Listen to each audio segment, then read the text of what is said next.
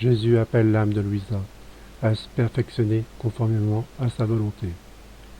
Il veut qu'elle soit dans la plus complète pauvreté, absolument détachée de tout. Si, en retour, des nombreuses grâces que mon Jésus bien-aimé m'a accordées, mon cœur ne débordait pas d'amour, reconnaissant vers lui.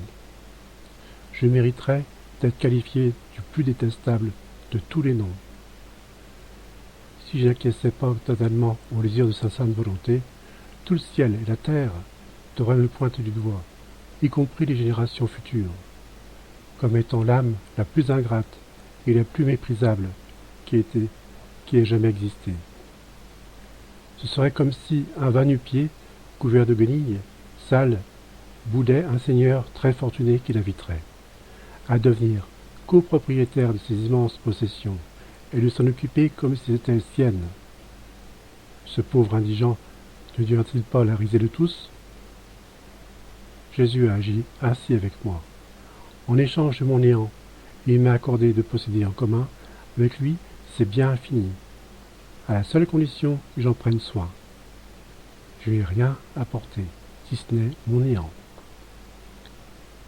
Avez-vous déjà vu quelque chose de semblable? Je me sens toute gênée d'en parler.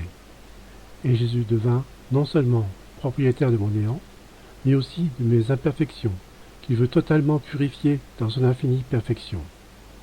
Oh, comme je suis endetté envers lui, lui qui n'a jamais ne s'est lassé, ne se lasse et ne se lassera de me répéter, je veux de toi une parfaite conformité à ma volonté, de telle manière qu'il devienne complètement fondu dans ma volonté.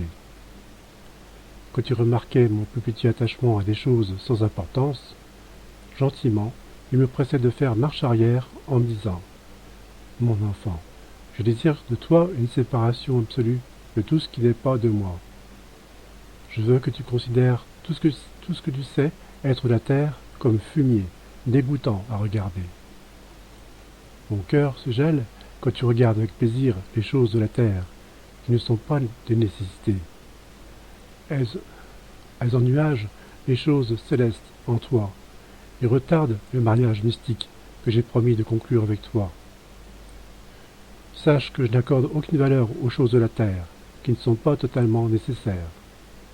Je veux que tu suives cette abjecte pauvreté à laquelle je me suis moi-même assujetti, méprisant tout ce qui n'était pas nécessaire. Dans ce petit lit où tu m'imites dans la pauvreté, tu dois te considérer comme une pauvre enfant abandonnée. Seulement alors pourras-tu dire que tu es vraiment pauvre, parce que je veux une pauvreté vraie et pratiquée dans les actes. Ne désire jamais acquérir quelque chose, ne soupire jamais après quelque chose, et n'accepte jamais rien qui ne soit réellement nécessaire.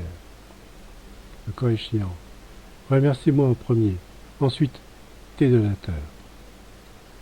Je veux que désormais tu t'arranges avec ce qui t'est donné, et tu ne demandes rien d'autre, parce que désirer quelque chose qui ne t'est pas donné peut devenir encombrant dans ton esprit. Résigne-toi avec une sainte indifférence à la volonté des autres, sans considérer si c'est bon ou mauvais. Au commencement, cela fut vraiment un très grand sacrifice pour moi. Mais, rapidement, j'ai vu à ne pas penser à ceci ou cela, à l'exception de ce dont j'avais vraiment besoin. Je ne demandais rien qui ne m'était pas offert.